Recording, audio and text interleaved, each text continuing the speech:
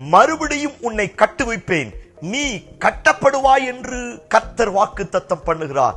இன்றைக்கும் என் வாழ்க்கையை, என் குடும்பத்தை, என் கையின் பிரயாசத்தை, எனக்கான ஆப்பர்ச்சுனிட்டிகளை சில மனுஷீக வல்லமைகளும் அசுத்தாவியின் வல்லமைகளும் பல்வேறு சூழ்ச்சிகளினால் இடித்து உடைத்து தரைமட்டமாக்கி விடுகிறது. உடைக்கப்பட்ட, தகர்க்கப்பட்ட என் வாழ்க்கையை கட்ட முடியாமல் அநேக நேரத்தில் போராடுவது உண்டு. தேவ பிள்ளையே, கட்டுகிறவர் உங்களோடு இருக்கிறார். பாதாளத்தின் வாசல்கள் மேற்கொள்ளாதபடி அவர் உங்களை கட்டி எழுப்ப போகிறார்.